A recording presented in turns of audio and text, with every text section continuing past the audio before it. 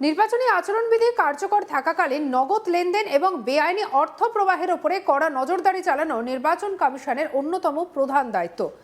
Vote প্রক্রিয়াকে স্বচ্ছ এবং প্রভাবমুক্ত রাখতে নির্দিষ্ট সীমার বেশি নগদ বহন এবং তার উৎসের স্বচ্ছতা এবং বৈধ নথিপত্র প্রদর্শন সবকিছুই এই বিধিনিষেধের আওতায় পড়ে। আর এই প্রেক্ষাপটে নাকা চেকিং শুধু নিয়ম রক্ষার প্রক্রিয়া নয়, বরং সম্ভাব্য ভোট প্রক্রিয়া করার চেষ্টা বা অবৈধ অর্থ বন্টনের বিরুদ্ধে একটি গুরুত্বপূর্ণ প্রতিরোধমূলক ব্যবস্থা। এই আবহে কেন্দ্রীয় বাহিনী এবং স্থানীয় পুলিশের যৌথ অভিযানে একটি গাড়ি থেকে 1 লক্ষ টাকা উদ্ধারের ঘটনা রাজনৈতিক মহলে স্বাভাবিকভাবেই প্রশ্নের জন্ম দিয়েছে। বিশেষ করে যখন গাড়িতে উপস্থিত ব্যক্তি বিজেপির সঙ্গে যুক্ত এবং প্রাথমিক জিজ্ঞাসাবাদে উদ্ধার হওয়া টাকার যখন সন্তোষজনক উৎস দেখাতে পারেননি, তখন বিষয়টি কেবল আইন শৃঙ্খলার গণ্ডিতেই সীমাবদ্ধ থাকে না। এটি নির্বাচনী স্বচ্ছতা এবং নৈতিকতার প্রসঙ্গকে সামনে নিয়ে আসে। নির্বাচন কমিশনের উপস্থিত আধিকারিকদের সামনে এই ঘটনা ঘটায় পুরো বিষয়টি আরও তাৎপর্যপূর্ণ হয়ে উঠেছে, যা ভোটের আগে নজরদারি ব্যবস্থার কার্যকারিতা এবং রাজনৈতিক দলের আর্থিক লেনদেনের স্বচ্ছতা দুই দিক থেকেই তাৎপর্যপূর্ণ এবং বিশ্লেষণের দাবি রাখে।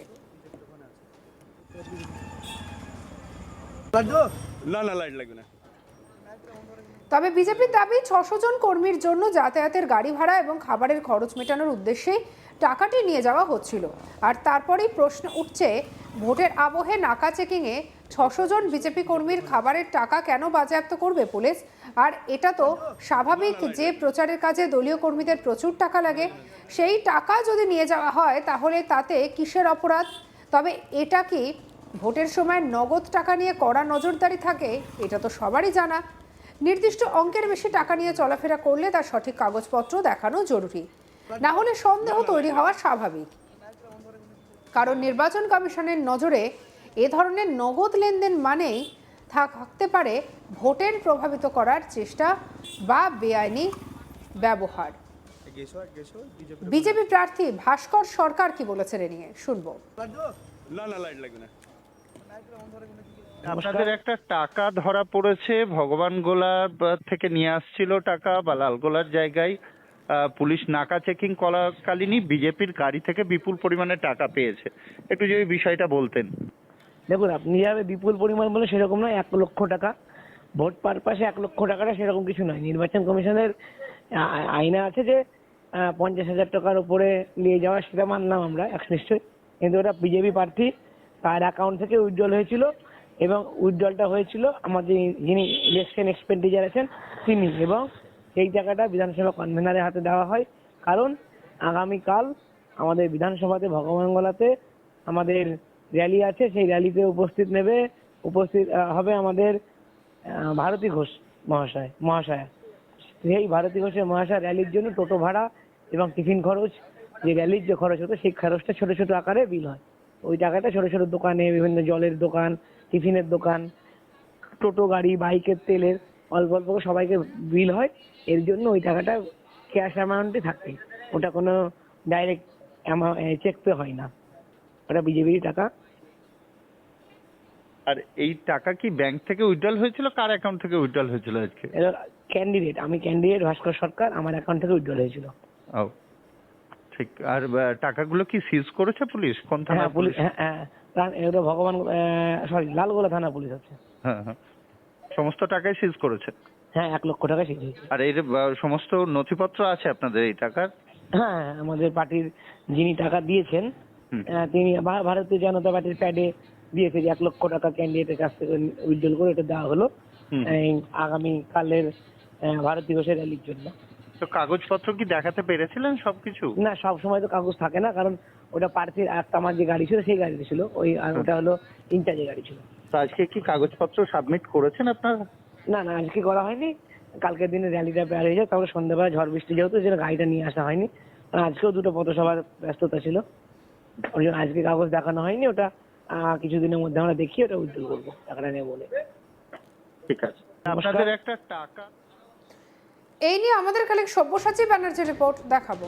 বিজেপির গাড়ি থেকেই উদ্ধার 1 লক্ষ টাকা। নাকা চেকিং চলাকালীনই কেন্দ্রীয় বাহিনী এবং লালগোলা থানার পুলিশ একটি বিজেপির যে গাড়ি সেই গাড়িকেই আটকায় এবং সেই গাড়ির মধ্যেই ছিলেন বিজেপির কনভেনার প্রদীপ চন্দ্র চৌধুরী এবং তাকে যখন তার গাড়ি তল্লাশি চালায় এবং তাকে যখন জিজ্ঞাসাবাদ করা হয় তখন তার ব্যাগ থেকে উদ্ধার হয় দুটি 50,000 টাকার বান্ডিল, অর্থাৎ 1,00,000 টাকা, যেখানে নির্বাচন কমিশন কিন্তু পুরোপুরি তাদের গাইডলাইনে বলে দিয়েছেন 50,000 টাকার বেশি কেউ ক্যারি করতে পারবে না।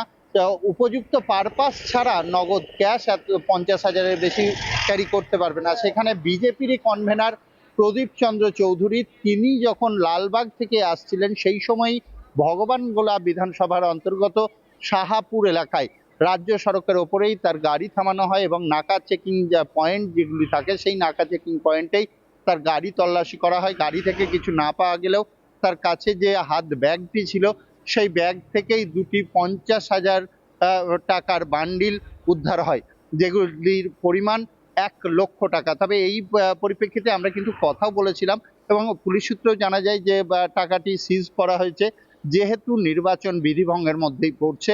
নির্বাচন কমিশনের নির্দেশ অনুযায়ী 50,000 টাকার বেশি কেউ ক্যাশ ক্যারি করতে পারবে না উপযুক্ত সাক্ষ্য প্রমাণ ছাড়া।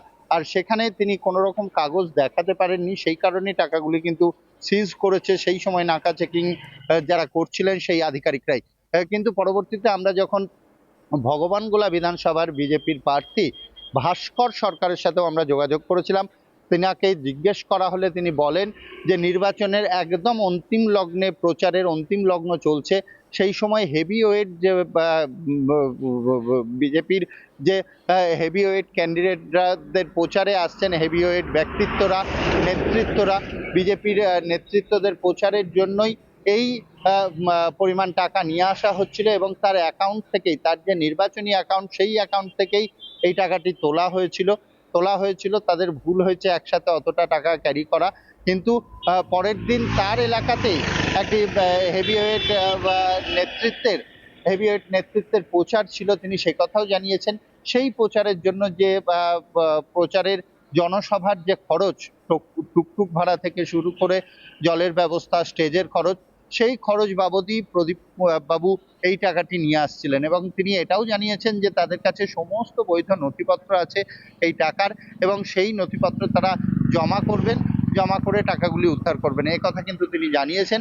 তবে পুলিশ সূত্রে বা নাকা চেকিং পয়েন্ট থেকে আমরা যেটুকুটা জানতে পারি যে প্রত্যেকটি গাড়িতেই নাকা চেকিং চলছিল আর সেই সময় প্রদীপবাবুর গাড়িটিও আসে, সেই গাড়িটিতেও তল্লাশি চালানো হয় এবং তল্লাশি চালানোর পরেই এই 1,00,000 টাকা উদ্ধার করে পুলিশ এবং টাকাগুলি সিজ করা হয়েছে। উপযুক্ত প্রমাণ দেওয়ার পরে হয়তো টাকাগুলি আবার হস্তান্তর হবে।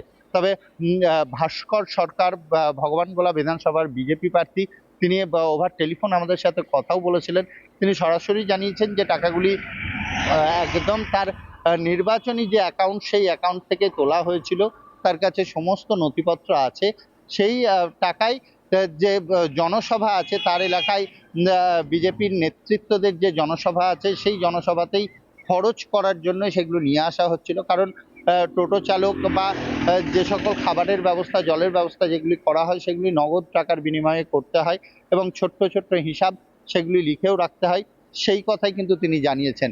এখন দেখার যে নির্বাচন কমিশনের পক্ষ থেকে কি ব্যবস্থা গ্রহণ করা হয়। তবে যেটুকুটা জানা যাচ্ছে যে বিজেপির কনভেনারের গাড়ি থেকেই কিন্তু এই টাকা উদ্ধারের ঘটনায় রাজনৈতিক মহলেও কিন্তু একটা শোরগোল পড়ে গিয়েছে বলাই যেতে পারে। সঙ্গে রাখুন আজ তাক বাংলার ইউটিউব চ্যানেলকে, লাইক, কমেন্ট, শেয়ার, সাবস্ক্রাইব করতে ভুলবেন না।